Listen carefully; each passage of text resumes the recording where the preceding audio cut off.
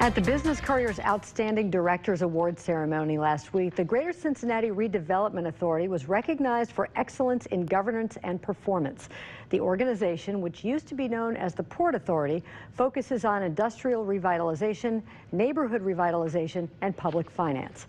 A former Cincinnati mayor now leads the Redevelopment Authority's board of directors. In this morning's Business Insight, we are pleased to have Charlie Luken with us, along with Laura Brunner, president and CEO, to talk about what the Redevelopment Authority does and why it's working so well. They are with Business Courier publisher Jamie Smith in the studio. Thanks, Peg. Laura and Charlie, thanks for being here today. Thanks for having us. Really appreciate to have you come on. Charlie, tell us a little bit about what you think Hamilton County should know about the agency and the work that you guys are doing for the community. Well, the agency, Jamie, is really about creating jobs and expanding businesses, and importantly, we're about going into neighborhoods and developing neighborhoods. And the neighborhoods that have historically been a bit neglected and have been down on their luck. And so when we go into a neighborhood like Evanston, or we go into a neighborhood like Walnut Hills, these are neighborhoods with tremendous infrastructure, and they are feeling the positive impact of our city, which is, as you know, the momentum for our city is just terrific. So we're taking advantage of that, and with Laura's great leadership, we're moving forward in these neighborhoods. And I would add, and Laura will comment on it, you know, the idea that we are taking industrial property, and anybody that goes along 75 will see that industrial property, and it's been abandoned for many, many years, and we are taking it and we're reclamating it, and we're trying to put it back to use with manufacturing jobs that go along with a lot of things that the city is trying to do, not the least of which is give people a job and do something about poverty in our community. We really think that this culminates in bringing back the middle class. Manufacturing jobs are really how the middle class was created in our country, and as we had experienced such success as an industrial city in the late 1800s and early 1900s, we grew to national prominence, and we lost a lot of those jobs, sometimes through the growth of the companies and their inability to expand within our region. Sometimes they were sold, sometimes they moved overseas. So we've lost 67% of those manufacturing jobs since 1967. Yet the people stayed in these neighborhoods. So we've had a lot of issues that have been a result of that. And now, as Charlie said, the neighborhoods, living in the city, living close to the city, is becoming increasingly popular. So we have an opportunity to revitalize those neighborhoods and invest in them where there's been a lack of investment for so long. And then, very importantly, prepare sites for modern manufacturing to come back. That's great. Now, as Peg said, this week you guys were awarded the Board Excellence Award, which is a little different than our other awards because it gives an award to your entire board. Can you tell me what kind of impact this board's had on your organization? Well, in every organization, the board is absolutely critical. I think much more so in a public agency. We have a lot of pressure and need to be transparent in how we manage our business. Our meetings are public. We have the media there often. And so I think that puts more pressure on a board.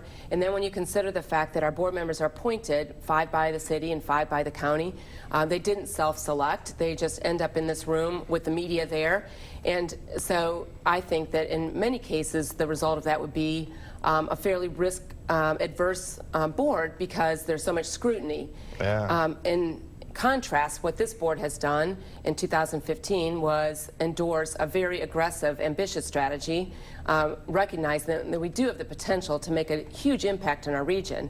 And I give them an enormous amount of credit for being willing to take that risk. Well, I would say that we're willing to take that risk because we have an excellent staff. You know, if people say what makes a good board, well, the first thing that makes a good board is having staff that you can count on. And at the Redevelopment Authority, we have Laura and her team, and we can make decisions and create policy knowing that the implementation of it will be done first class. And that, I think, is the reason the board has been successful. And I would also mention that we're appointed, as Laura mentioned, by Hamilton County and the city. And we're grateful to both of those organizations for giving us, you know, with the exception, present company accepted, good people.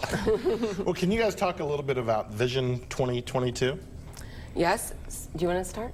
Okay. So it encompasses 3 parts. One of them is our commitment to put 500 acres of industrial land back into productive use. We work very closely with Ready in that sense. Modern manufacturers need large sites, 20, 40, 50-acre sites, and we don't have any of those in Hamilton County, although we now have the Gibson Greeting Card site available. So we have to do the assemblage of the land and the demolition of the obsolete buildings, remediation from former uses, and then we have shovel-ready sites that can be marketed by Ready to bring those Makes their job a lot easier. Yes, I'm trying to make their job easier. And alternatively, or as a bookend to the industrial, we're also working in these neighborhoods. So our goal now is to start a new neighborhood every year, to have 10 neighborhoods under our belt over the next few years, and to really make a long-term commitment in each one of those neighborhoods. And then the third plank in our strategy is our public finance practice, which is really the cornerstone since the organization was founded in 2001. We've issued $750 million worth of debt. We're financing a lot of the complex projects in our region that require kind of all hands on deck. And we've got some important tools and expertise to help in those projects. That's excellent. You know, I think obviously we're one of the media that cover you guys a lot. Yes. Chris loves to to write about you guys, but I think the thing that I've seen the most in the last couple years is just the collaboration, as you just mentioned. What does Ready need? Let us go out and help them get it. Right. As opposed to you guys working in a silo, Ready in a silo, the chamber in a silo. You guys have really done a great job of collaboration. And I think the board would approve of that. I No, would guess. Jamie, that's critical to what we're about because you've got the city, you've got the county, you've got Ready, you've got Jobs Ohio. Right. All of these organizations have got to pull the wagon in the same direction in order for us to be successful. And sometimes people ask us, well, why are you doing these things? Well, they're very tough, I mean, they're tough. As evidenced by if they were easy, somebody would have done them before. Well, we really appreciate everything you guys have done and being on the show, and we'll continue to cover you and get you back on. All right. Appreciate Thank you so it, much. Jamie. All right.